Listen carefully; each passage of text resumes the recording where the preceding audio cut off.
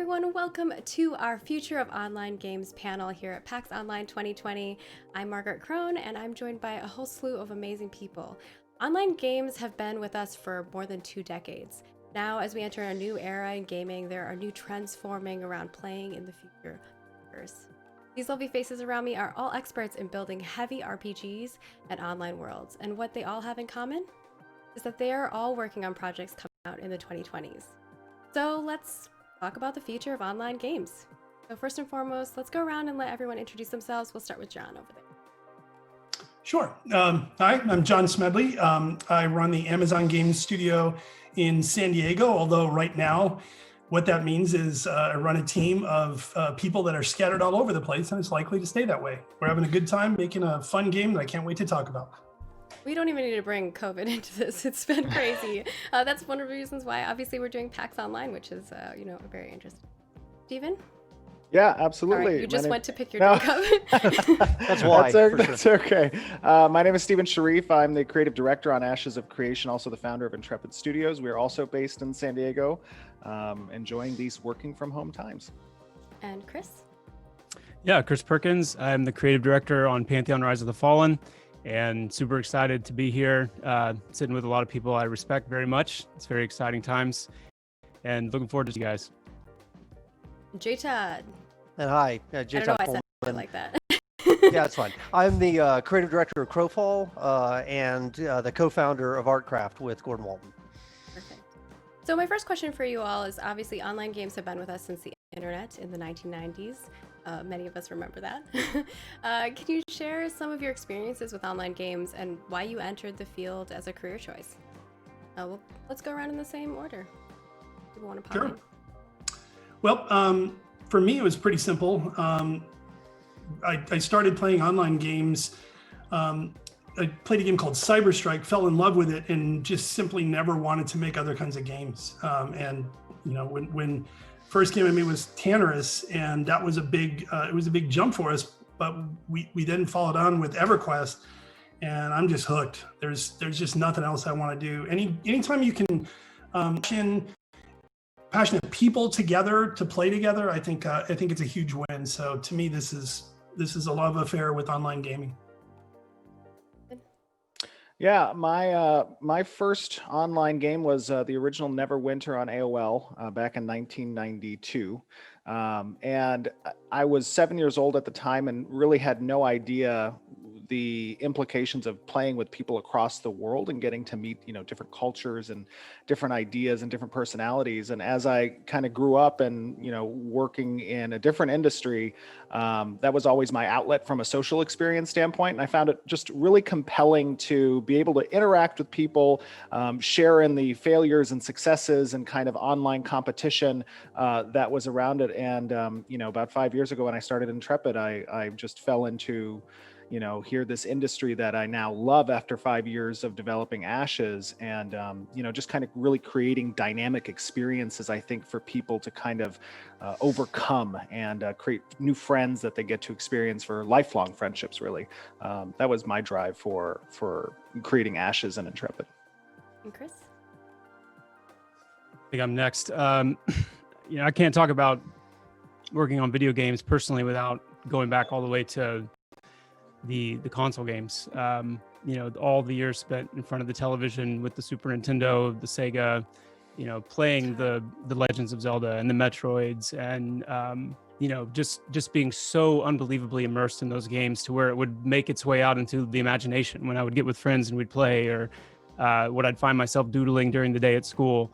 And I think when EverQuest launched, that was my first online game experience, and the way that all of that had built up in me met this online persistent world where there seemed to be no boundaries and no limits. And here I am doing what I'm doing in the backyard, but actually with other people now. That blew my mind. And I think that continuing to chase that sense of how far can you take that? How far can you take that sense of adventure and discovery and immersion and almost becoming one with your character fascinates me. So it's a lot of what drives, the Pantheon. It's a lot of what drives, I know, all of us as we love making these things. So it's exciting. Cool. I guess I'm last. So, my first experience with online gaming was actually in college.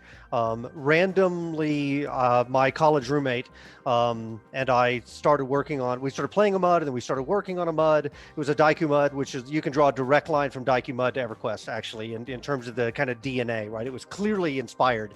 It was just pre-graphics, and we spent years together working on trying to make the coolest Daiku MUD, and this was literally free to play. Like, there was no way to pay for these kind of games. You did it because, and there was no money in it for us. We just did it because we love it. We put thousands of hours into working on those original Daiku MUD style games. And when we both graduated, we started a company and then sold that company and decided that we were young and dumb enough to that the right answer was to take all that money and put it into a game, because that seemed like a great idea at the time. And that game was Shadowbane, and Shadowbane came out right after EverQuest. Actually, it was one of those earliest games. Interestingly enough, that roommate is still working with me. He's the CTO at ArtCraft, Joseph Hall. That's awesome. So we've been making these kind of games together literally as long as these games have been around, which is pretty cool. It's been crazy for me, like hearing all your guys' stories, because I think every single one of them, I know exactly what you're talking about, because we've all, like, it's such a small world, right? Like, even though there's so many worlds and they're so expansive, like, we all kind of like know each other from all these different companies and stuff. It's been very interesting. Yeah, Stephen, I do have to say that I recognize your path, because it was my path. Is you came from out of the industry, you'd never made a game before, you had some money from a previous venture and thought, and it's like an independent filmmaker coming and going, I think I'll make a film, but I'm not going to start with a small film. I'm going to make Titanic right out of the gate. I'm going to make the largest blockbuster I can possibly imagine. So God bless you. I think it's fantastic, and I've been exactly where you are now, because that's where Shadowbane came from. None of us had ever made a game before, other than we were players. We loved it. We had a passion, and we took a shot. It was very serendipitous for me, actually, to be in San Diego deciding to start the studio, because this is such a hotbed for MMO specific experience developers, sure. right? Absolutely. And yeah. it was a great thing to be able to attract them from their previous franchises that they had worked on. You can thank John for that, for sure. Exactly, absolutely. I came from John Lands as well. I worked for John for like 8 years. Oh, wow. Yeah, Austin's the same way. I mean, Austin is that's another thing I should give some credit to, is that if Joseph and I had not both landed in Austin, I doubt we would have been able to start Wolfpack. But then we became part of that scene. And so now, Wizard 101 was our biggest game. We've done the same thing. There's been, hundreds of people that have gone through that studio and gone off to start other things as well. So it's pretty cool. Yeah. It's definitely cool. And like I said, we're with experts here. There's people who have, made some amazing games or been experiencing them. So what I'd like to talk about next is, of course, what the driving force is, and the difference between playing like games solo versus playing them online with others. And then, of course, like how that, leaps forward into MMO space whenever you have thousands of players together, right? And obviously you guys can kind of like just talk about that. We don't have to go in an order or anything. We just talk casually. I think the real interesting thing that kind of sets apart the dynamic of an MMO. Who wants to go first? Oh, do I lose you? It looks like I lost you all. I think you lost us. Oh no, J Todd, are you here? Did we lose him? The joys of Zoom meeting. It's okay. We can continue. I don't know all of If you, he but this drops, is like an every. the cameras might get a little hour weird for a moment, but we'll be back. So go ahead, Stephen. Well, you were saying. as I was saying, I think the really interesting dynamic that kind of sets apart the MMORPG experience from more solo-oriented games is that there's an unpredictability with how the community at large is going to act in the game, how alliances are going to be forged or enemies are going to be created. Your mic got a little quieter, just so you know. Sorry about that. I think that's really compelling. Anytime you have a human level emotion that's a part of that interaction in the game, it creates, I think, a little bit more emotional investment really in the outcome of things. And that's I think a really interesting dynamic to MMOs at large. Yeah, I'd agree with that. And I think that the friendship and the bonds of communities are just much stronger in MMORPGs in particular, but you're seeing it in all kinds of other games now too that people are calling MMOs, and I think they rightly probably are. But what I will say is, MMORPGs have a unique ability to last a very, very long time. I mean, we're seeing, EQ, my God, it launched back in 99, and it's pretty amazing that these games can have these kind of lifespans. But what I think really sets us apart is that those communities can stay together for such an amazingly long time. It really brings me a lot of joy to see that people are still playing EverQuest, all the time, and that's a good feeling. I think that it points to something really powerful, just even about the design of that game too. When there are things that EverQuest did that now 20 years later we can look back and say that really stood the test of time because it tapped into something more primal and more human than I think we really even understood. And I think there's a lot of room for different types of games we see a lot of different types of games in the current MMO market. Games that are more, match-based or game mode-based, and less of those like real high adventure, real, deep investment, deep reward, social contract building type games. And, Pantheon obviously is a very much kind of drawing a lot of inspiration from those earliest era games. And I think, the more of that we see, imbued into these fantasy games, so I think all the games we're working on here represent that. I think we're going to see a lot more of that staying power because it just taps into something so deep. Being able to connect with people, form memories, overcome challenges. It is just the fundamental kind of fiber of what we're doing. So, yeah. And Todd, to bring you in, we're discussing like the diverging difference between playing games solo versus playing them with others, and then of course MMOs where you have like thousands of players playing together, and what the differences and what drives those different types of gameplay. Yeah, sorry, I completely lost internet there for a second. So No, if okay. I cut out again, then The I apologize. the deal with me. So I started making a 4-person scene, so if it happens again, maybe we'll be good.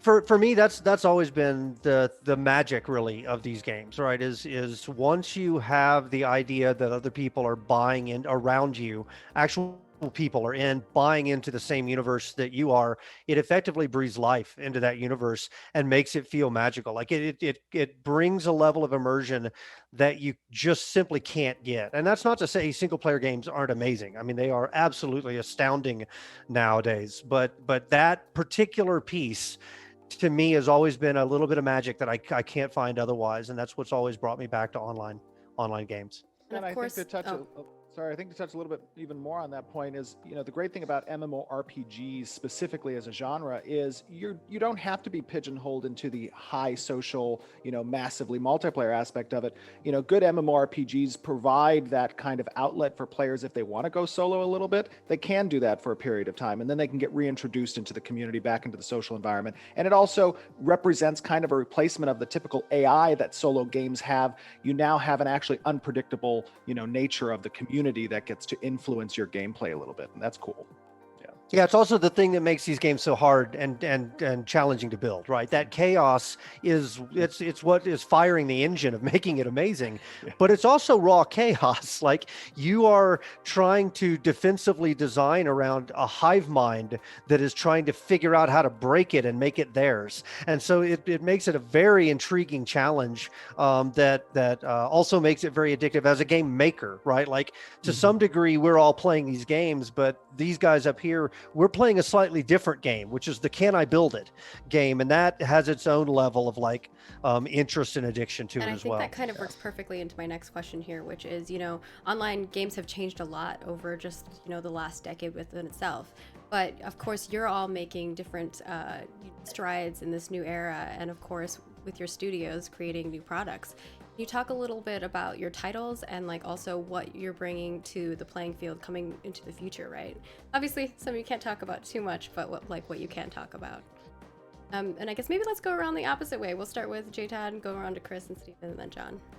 Oh, sure. So Crowfall is a very different type of game by definition. So my last company that I worked for had found a tremendous amount of success with effectively the WoW theme park model of games. What our particular interesting swing at the market was that we decided to go after things that skewed larger in age bracket, right? So we went, for the kind of what Nintendo does incredibly well, which is the 8 to 88, right? We wanted to have grandparents and kids able to play together and experience the social world. And that has its own interesting set of unique challenges with security and chat and things like that. So, leaving out of that, I wanted to go try something kind of crazy and different. And way back on the beginning of the evolutionary tree of these kind of games, before there was WoW, none of us had an idea of what would work and what wouldn't, because we didn't know. Nobody had tried anything. So we tried a bunch of crazy ideas out. Like Ashlyn's Call had a fealty system where you could get other players to like swear fealty to you, and then as they were killing monsters, it was like a multi-level marketing scheme for experience points, and you would just gain levels by having other people out farming creatures. Weird stuff like that, right? That really, I loved when Fellowship. WoW came out, I mean, usually if you look at a genre like RTS or FPS or whatever, or MOBA, is at some point somebody finds like the amazing, perfect combination of elements, and then everybody else basically riffs on that. They all kind of take that exact same pattern and make minor tweaks to it. And in every other genre, that's worked great, right? You have amazing people pop up and they make a new FPS, and it's not really that different with the last FPS, but it's slightly different in theme or all well. We all tried that in WoW and it didn't work. So WoW came out and found this perfect combination of all these elements. And then everybody tried to make exactly the same with a slight tweak, and none of them were even close to what WoW was. Like, just didn't work. So interesting. And when Gordon and I started this company, what we thought would be interesting would be to go back to pre-WoW and look at earlier branches off the evolutionary tree that had promise, but basically died on the altar of not WoW. Because it's not WoW, it's clearly not the way you make billions of dollars. So let's just stop investing in it, right? So that's what we went back to, is those early days of MMOs. And so what's interesting? So for us, the idea was, why don't we build a giant simulator that's completely dynamic and hand the reins of the world over to the players and let the players kind of shape the world to do whatever they want. That's that chaos I was talking about earlier. It's terrifying because as a designer, WoW was all about, it's a theme park. You are on rails. You maybe give the player the appearance that the world is changing, but it's not changing. You want to exactly map them beat by beat by beat, so you can try and figure out how to monetize them and retain them and convert them as good as possible. And when you hand that control over to the players, it's a whole different ball game. You don't know what their experience is going to be 7 minutes into your game, because you're not in control of the world. So that's been it's been a crazy, interesting experiment, but it has all the pain associated with that too. So anyway, but that's where Crowfall came from, is the idea that we wanted to go and try something unique and different and breathe some experimentation back into the space. Chris, what are you bringing to the future of MMOs or online games in general, right? Yeah. Well, I want to go back to what J. Todd said at the end of the question before this, and he brought it up again too, which is just the kind of chaos that happens the more you lean into player agency, the more you live freedom.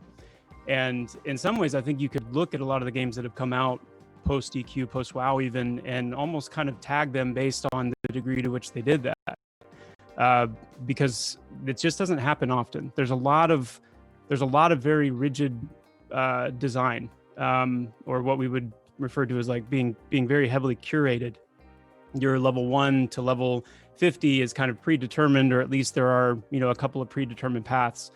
And so one of the things that really has resonated with me is that sense of true immersion that comes from like legitimate discovery, because you're not being led around. You're not being told from the moment you log into the game, you should probably do this, you should probably do that. There's kind of a hand-holding idea that has come about, where there is a difference between orienting a player, so here's how you do things, versus hand-holding, which is ensuring their success in doing those things. And I think one of the keys in creating kind of that first generation sense of tension is that it's fine to orient your players, but what happens when you lean into that player agency and then you put them in a world where there's more than they can imagine to discover, and the things that they do and the decisions that they make have weight put under their feet. But then you're putting them in there with a lot of other players where this natural desire to reach out and ask for help and seek others to adventure with You know, we go back to like back when EverQuest came out, for example. I would reference a lot because it's just a huge inspiration to me personally. But back then, you know, video games were still on the edge of being almost taboo. Like you didn't know if you wanted to even mention that you played video games, depending on the conversation. And it all was drawing from that heavy D&D pen and paper experience. And what's so amazing about Dungeons and Dragons, that even as we're seeing it kind of grow in popularity again, is you want to talk about a tapping into the human imagination. The human imagination is powerful. And when you can sit in a room for hours and hours and hours with nothing, no screen, and just conversation, and be totally immersed and engrossed in this experience, I think it's a testimony to how much there is to tap into imagination wise. And so when you bring that into the context of an MMO, and with Pantheon specifically, you know, the three keywords for us are immersion, which immersion can mean a lot of different things to different people, but you could also think of that as a high sense of adventure. You know, when was the last time when we logged into a game and we felt like we're going to go on an adventure? Or is it more of, you know, a match-based thing, or a game mode-based thing, or kind of a compartmentalized-based experience? We want Pantheon to be a holistic adventure-based game where there's a sense of real discovery too, because that's a big part of adventure. You want to actually find things, you want to discover things, and not because a mini-map is telling you it's there, or you know, because you have a quest that's telling you it's there, but because you're genuinely interested in what you're looking for. The other key is challenge. We really do believe that gamers like being challenged. There's a sense of overcoming an obstacle, especially when you're able to do it with others, that is very significant. And that bleeds into the third one, which is the community aspect, that social contracting that happens when you're in a high adventure-based game that's very challenging.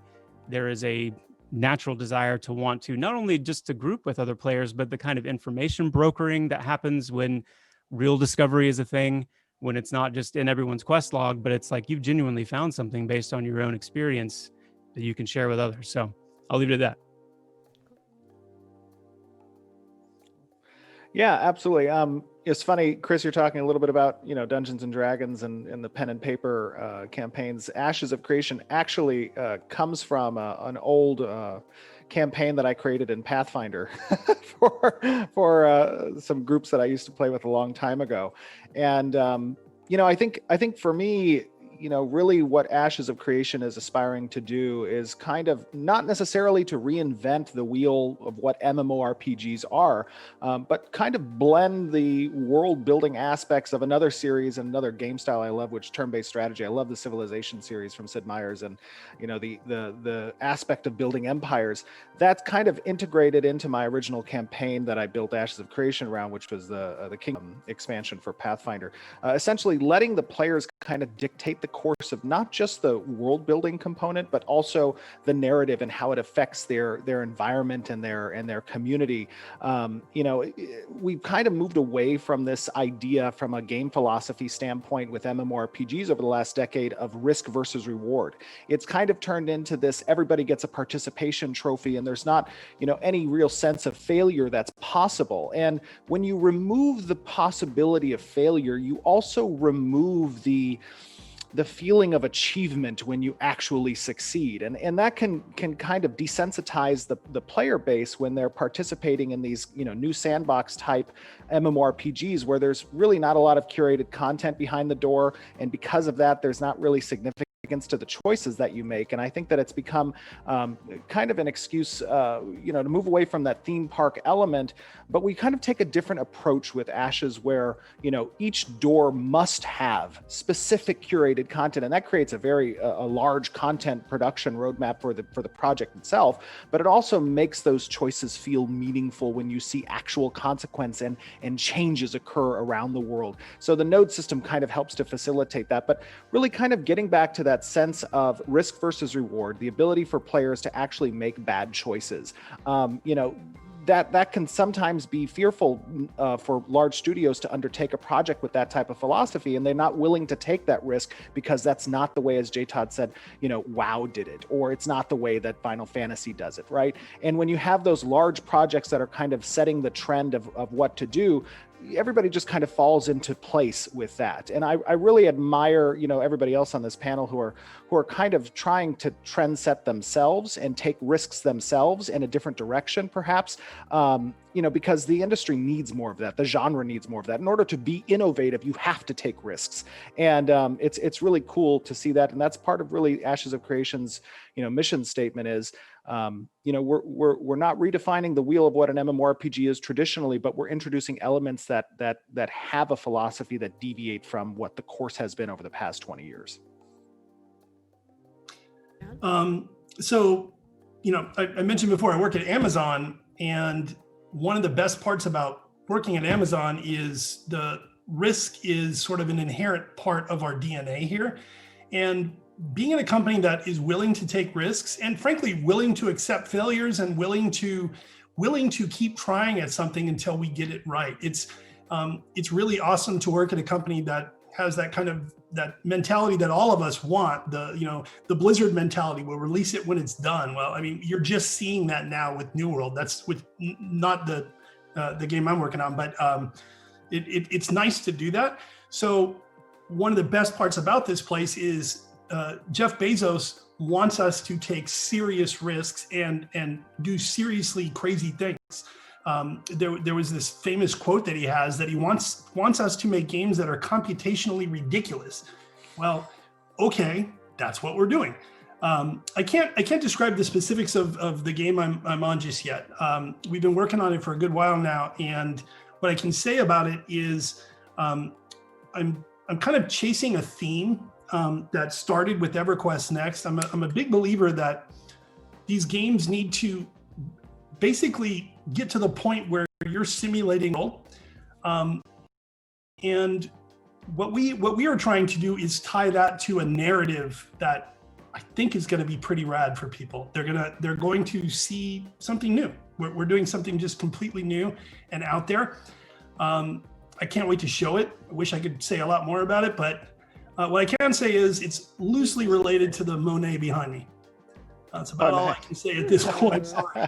Really, actually not trying to tease. I would love to talk about it. And actually, with some of you on this panel, kind of got castle vibes. Is that like a tower? Yeah, what is that? Yeah. Now we have to inspect it. We have a DM. Can we inspect the do that? Yeah. It's not. This is a Monet painting. We're gonna zoom in on like the Monet painting. I'd like to roll a perception check. And yeah. I was gonna say the investigation check would be more appropriate. Oh, okay. What I would say is the thing that we're chasing more than anything is a dynamic world. With EverQuest Next, it was probably too ambitious, if I'm being honest. But just because it's too ambitious doesn't mean you shouldn't try to do it anyways. Just finally had a company that actually has the wherewithal to pull it off. So yeah, trying to do that without the money is a lot more painful, John. By the way, I did, and yeah, for sure. Yeah. Okay, with that, I kind of want to move into this next topic, which I think you all have touched on at one point or another in some of these other questions that we've talked about, which is, forming a community around games is super important, especially when it comes to MMOs and creating lively online games. So what experience have you had with both like toxic and also supportive communities over the years, and like maybe shine down some wisdom to the folks who maybe, haven't experienced that as much, or, like what you think is the future of online games in regards to that? We'll go the opposite way. We'll start with John. Sure. The community is the best part of MMO gaming, and it's also the part that can be tough to deal with sometimes, because you make decisions that impact people and they get very agitated about it sometimes. And I think kind of the biggest lesson that I took away from the many MMOs I've worked on is that once you launch a game, it's not yours anymore, and we need to remember that. And it's I've learned that lesson the hard way a few times. But I will also say that learning that the hard way also gives you some ability to look back and go, oh, let's not do that again. I've really thoroughly enjoyed every second I've had the opportunity to talk to our community. We used to have these fan festivals every year. And I got to tell you, the awesomeness of running a place for 15 years and literally going to SOE's Fan Fest and seeing people that were started playing when they were young became parents themselves, and then their kids are playing with them. There is Or nothing started more working for awesome. that company that I went to the It's fanfare event for. such a great, yeah, it's such a great feeling. And to me, the community is really why we do this, and it's a lot of fun. And yeah, sure, sometimes it can be, a little bit chaotic, and you can end up with some people that don't like a decision that you make. But by and large, keeping games running for 15, 20 years is not an easy thing. And, I think a lot of the people on this panel have done that, and it's hard, but it's so rewarding. Yeah, maybe we kind of like alter that question a little bit, with that, which is kind of, how do you foresee it changing in the future, or where do you see like community growth happening? Well, that's an interesting, there's an interesting part of that. Here is a common theme every single one of us and all the people watching have heard. Hey, have you played such and such a game? Oh God, I wish I had the time to play that. Guess what? You do. You're making a choice. Like you're watching TV or Netflix versus that. The truth is, a lot of us played these MMO experiences that were very time intensive, but it's not because the games necessarily were, although EverQuest clearly was, but it's also because it was a new thing. It's new, it's exciting, and everybody wanted to play it forever. Then, battle royales came out. Then the MOBAs came out. Then the battle royales. What we're seeing is a blossoming of online communities into these smaller communities based on the types of games people want to play. I love that. Yeah, I think the community really is where, as a developer, you live or you die. And the reality is there's nothing more motivating than seeing the excitement, than seeing the satisfaction, of the players that you're literally spending your life building something for. I mean, it is for that community, and it can be a little bit of a double-edged sword because as John was saying, not everybody's going to agree with your decisions. And, at the end of the day, that's okay. There's a lot of different philosophies when it comes to game design, when it comes to different genres. As John was describing, there's a metamorphosis in the community constantly of different demographics that are interested in different types of games. And, that isn't just per genre basis, it's also within genres as well. I think all of us here kind of reflect different, focuses where our, games are going and the focuses that they have, and that's going to attract different people. I think really what it comes down to, and probably the future of community development and cultivating, the following and the player base that these games have, comes down to just kind of transparency and discussion with people. Traditionally in the past, it hasn't really gone that route, but I think over the past decade or so, with the more widely used commercial engines that are available now and the advent of indie studios coming, more prevalent, there's this type of interaction between the community and the developers that wasn't traditionally seen early on in the gaming industry. It was more so kind of secretive. You didn't want your competitors to know your ideas and what you were doing, and you kind of release everything about the game when you're ready to market it and release it.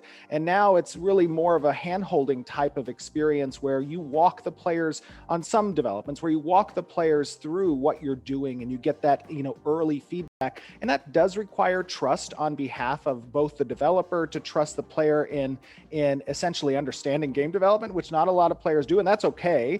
Hopefully they'll learn something along the way, right? But also on behalf of the players, trusting that the developers know where the end goal is going to end up, and the early iterations they're seeing are not the final product, right? That's obviously very important, and sometimes that trust can get whittled away at when some projects don't necessarily do the right thing. But at the end of the day, understanding that us as developers, we're spending 14, 16, 18 hours a day sometimes because we want to satisfy and make our players, our community proud. That is really our goal as gamers. I think I am my community, and that's the way you can be most successful, not just understanding your audience, but being your audience. That helps to kind of motivate you to make sure you perform in a way that's going to respect their desires, that's going to respect their direction, and deliver eventually a product that makes them proud and you proud too. Yeah, I always hear players say things like, oh, the developers don't care. Believe me, We wouldn't spend all our waking days and hours making something if we didn't care. We do. We care so much. So I just want to put that out there. And to be clear, you know, just to make sure there's an understanding in separating the developers from the executives. I mean, there's a different dynamic there, right? The people who go into game development, depending on the company, absolutely. But the people who go into game development that are building these games, they usually do it because they're passionate about games. And you know, most of the execs are too. I mean, I'm a small company guy, but from my experience, even working with the big companies, the execs can make more money in another industry with a lot less pain and aggravation, frankly. Absolutely. If you don't, what I've seen is people who come into the game space just because they think it might be kind of neat. They leave. They're like, why would I put up with this crap? I'm going to go back to medical software or whatever the hell else they could do. They don't stay for very long, or they're not. No, they just don't. It takes a certain kind of crazy, and you either love it or you don't. And the problem is, if you do love it, there's nothing else you can do. You're kind of screwed. But I have worked at some companies where there's people who are in those positions who are not gamers at all. That is true. That is true. And the larger the organization, eventually, more likely the more likely it's going to be. The smaller the organization, though, the more the pain there is too. So I guarantee you, those people are gamers. It is not a quick buck. Absolutely. And of course, Chris, I don't know if you wanted to add something on to the topic about community. It's a big conversation. I mean, I couldn't agree more with the fact that, you know, number one, I think we're going to start seeing game development demystify a little bit with all the crowdfunded projects that are out there. I mean, several of ours on the panel here, you know, are to some degree. So how game development works, the twists and turns it can take, the challenges, the length of time, you know, all these things I think are slowly demystifying a little bit. The other cool thing about that, I think, Stephen, you mentioned it with the availability of game engines, you know, and I think we're going to see a lot more prosumers, which is what I would consider myself to be, someone who originally was a consumer of these things, who is now in a position to be developing them. And I think that is really exciting, because what that's going to mean is you're going to start seeing many more games that aren't following that, you know, kind of primary path that you see kind of, you know, like WoW we've talked about before, but you're going to see a lot more games from these very, very specific, passionate places, a lot more risk taking, a lot more innovation. And I think we're really kind of at the beginning of a very exciting kind of turn here. And the last thing I'll say is, my goodness, like, we do this for our communities. There is never a more exciting time, and I don't think anyone would argue, when players come in. You know, when they come in and they play, when they test, when you see players running around in the game, it makes it all worth it. Every late night, every 24-hour day spent working, like, it is so worth it because of the players. So please know that we, at least speaking for everyone on this panel, we would all say to our communities, we love you, we need you for us, and we wouldn't be doing this without you. Yeah, I mean, all of us on this panel play games regularly. So like, I'm in half a dozen different communities of games that I'm extremely passionate about, to different degrees of my, sort of what I'm playing at the moment. And I love being a part of game communities. And sometimes, again, there's people I disagree with in the community, but the fact that people are this passionate about it, they don't get this passionate about tax software or medical imaging. It's. Hey, I've seen some people get pretty passionate about that stuff. Just saying. Oh, I'm sure there are, but like we you got to be in the right community for that, though. Yeah, a lot of people don't realize the amount. Like, this is an industry that requires a lot of hours out of people, and it. I'm not saying I love that, by the way. That's that we're certainly really against crunch in our shop, but it still, you put in so many hours after the day is done, and it's because we're passionate about it. It's the passion for sure. It's the fine line of trying to, like, when you work with the thing that you love doing, it's like, when does work stop? And so I can totally understand that perspective. Yeah, it's not necessarily that you're chained to your desk. It's that you're kind of sitting at dinner and you're looking off, and your wife will look at you and go, "Will you please stop?" Because she knows exactly what you're thinking about. Right? She doesn't know the particular system or bug that you're thinking about. How many times I've gotten in trouble for being on the phone on Slack and not turning it off. Yeah. Actually, so real quick before we move on, I'd like to pick up on a thread of something Chris really interesting, and that's the kind of the way in which community is now no longer passively observing the development of these games, but actively participating in the development of these games. And there's a couple things that are play there. One is they're more connected, I think, than they've ever been before, right? Because it's not just one community. You've got this giant pool of gamers. And as John said, they're interconnected, and I'm part of 6 communities, and I'm also cross-section over here. And I've watched this one streamer, so technically I'm a part of that community. And if he's now playing Sea of Thieves, then evidently I'm now part of that community. Like, it's all interconnected and mixed, right? It's all cross-sliced. But the other thing, in addition to that, is the tools and the technology that's become available now to kind of democratize, right, game making. You've seen the best games, the most unexpected successes have started as mods, right, recently, because of Minecraft, and because, you know, League of Legends came from this. Battle Royale came from this, which led to Fortnite, which are like all of the, and I think of it as a genetic algorithm, right? As you got a pool of gamers out there who all have ideas, and now suddenly they have enough tools that are becoming more and more available that they're trying to act on those ideas. And then if you have 100,000 of them do that, every now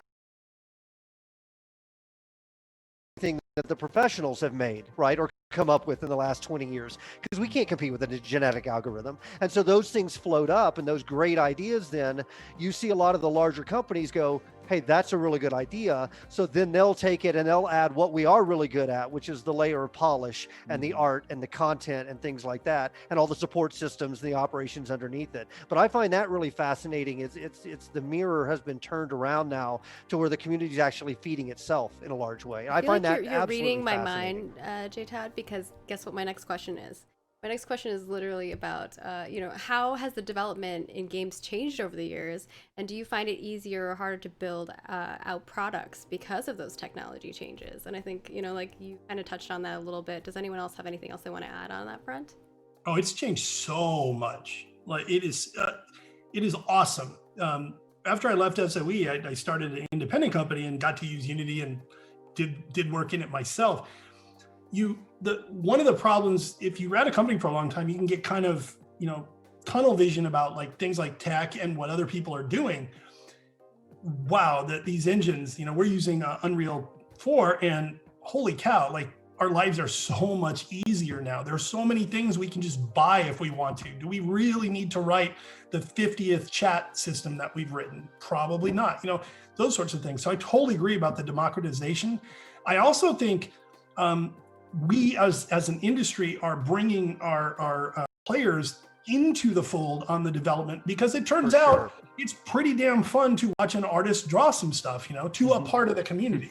Maybe not the whole community, but I love that. It's so much fun now, especially with Twitch and the ability to stream development stuff. It's just awesome. Yeah, I think this is true really of any technology. As it continues forward in its lifespan, it becomes more widely available, and through that access, that democratization of it, you see greater innovation, because more people have an opportunity to lend their voice, to lend their ideas to developing something, and that goes hand in hand with including the community as a part of that process. I mean, when I first started Intrepid, and before even the first line of code was written for Ashes of Creation, I had the Epic team down to kind of, you know, evaluate using Unreal Engine 4, and boy, have they been a great asset to us in helping us, you know, understand and utilize their engine, which I think is a great thing, because those commercial engines, whether it be Unity or Unreal Engine 4 or, you know, perhaps Lumberyard, you know, there is an opportunity there where you have a dedicated engine team that is focusing on making your life as a developer easier,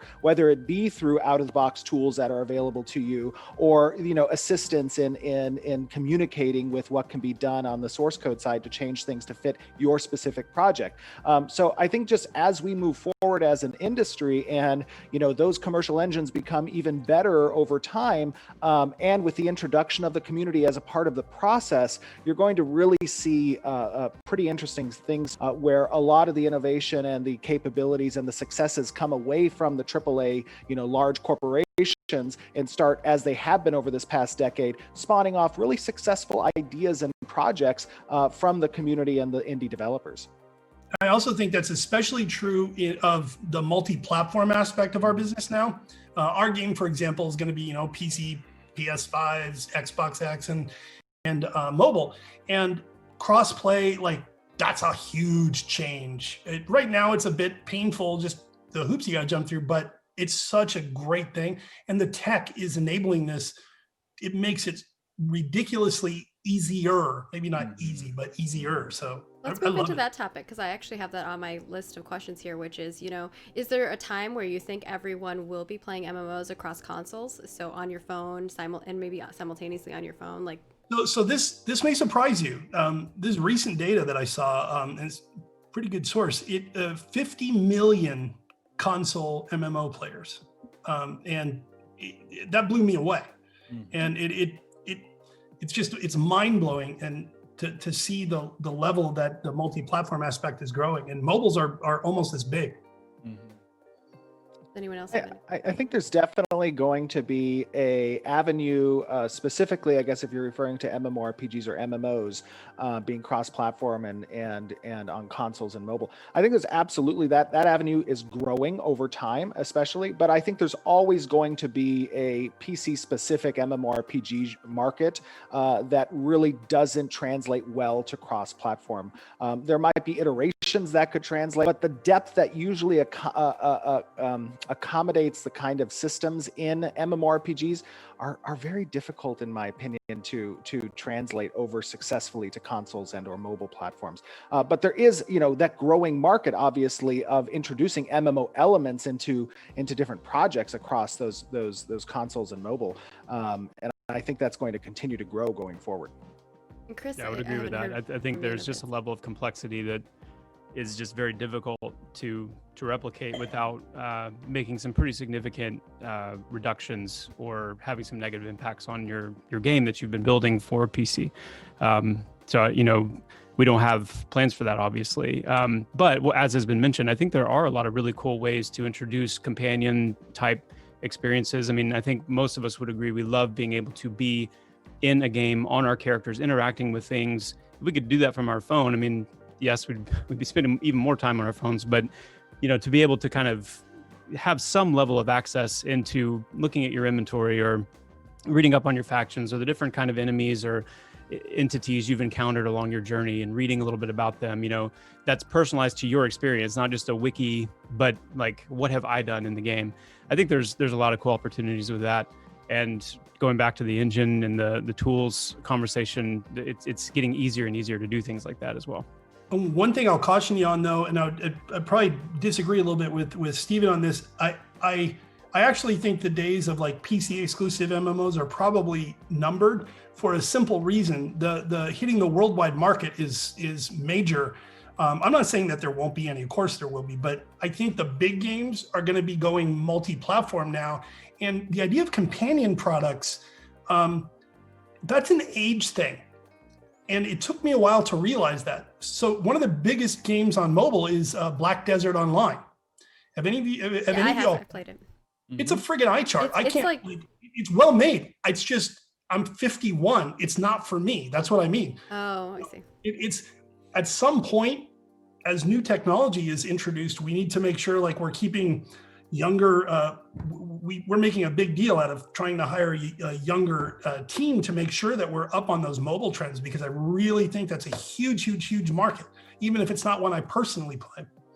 It is. The challenge that we found. So originally you had some very clear challenges that you just couldn't get over, right? One being legally, no. The platform holders just like, no, you can't bring those players into our walled garden.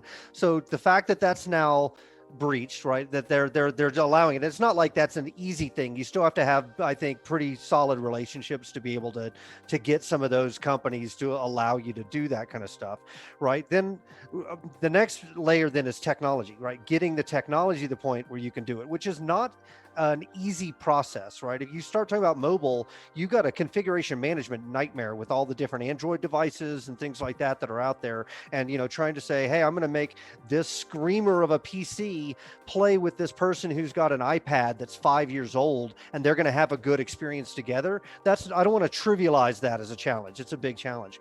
Even once you get past those, though, the problem that I've got when I look at this is that the player expectation and behaviors are simply not the same. They're just not. My level of immersion when I'm sitting at my PC versus when I'm sitting at Starbucks waiting on them to yell Todd, and the moment they do, I've forgotten about whatever the hell's in my hand because I'm getting my coffee.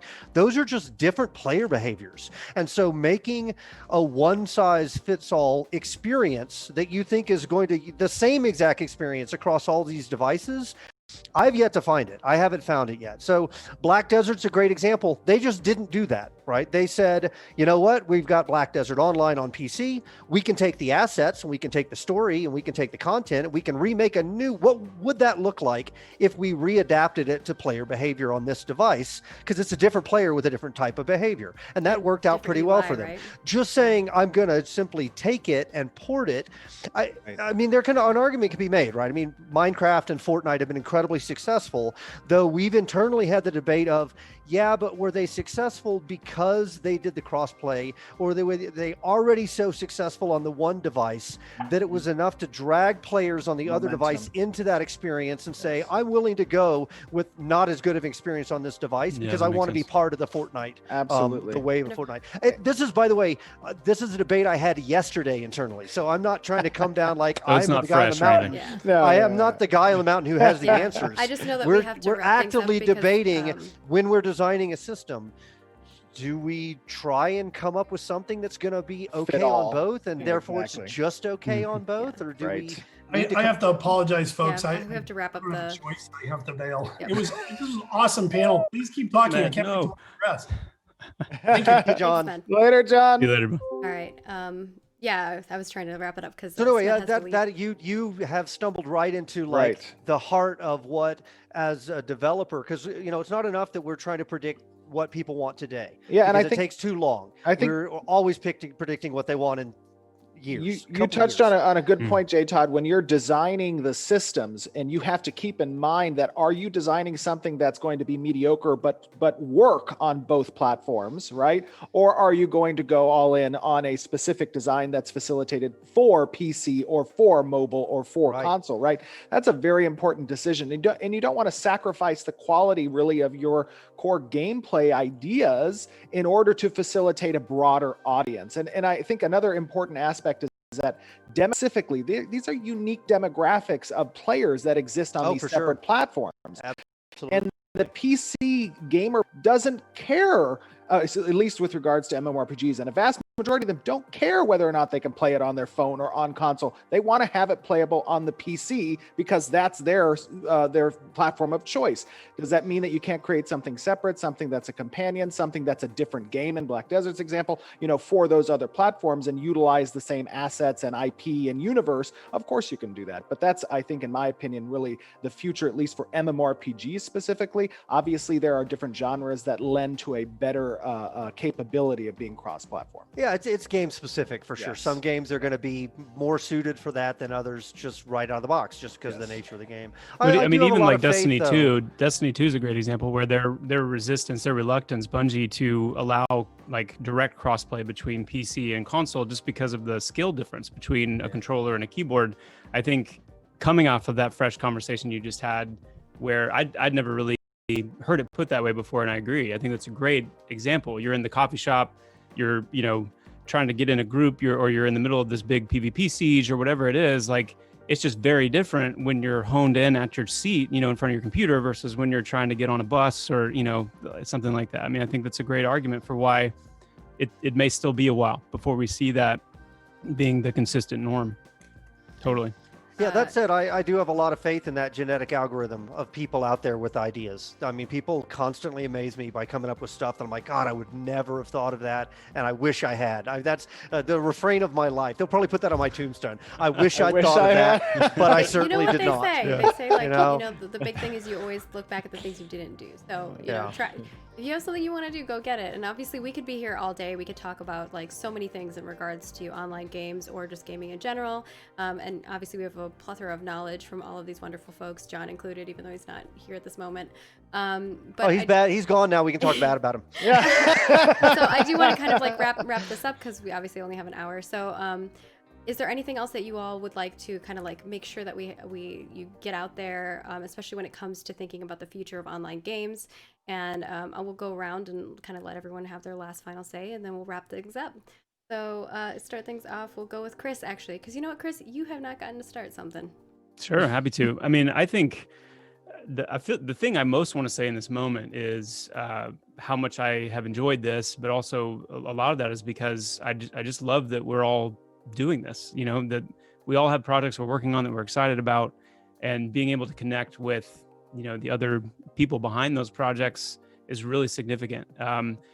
We talk about it internally all the time that we are just as much hopeful. Well, I wouldn't say just as much, but we want our own success, and we are also very much excited for the success of the other projects in the genre, because just like we were talking about earlier, there is so much room for specific, against the grain, innovative, risk-taking game making. And to know that you guys are out there doing that, pouring into that, is something that I love, and I'm just super excited about. So I think all the games that are represented here are very significant touch points on the horizon for really continuing to push that wave forward, and can't wait to see what happens with all these projects. So it's an honor to be here.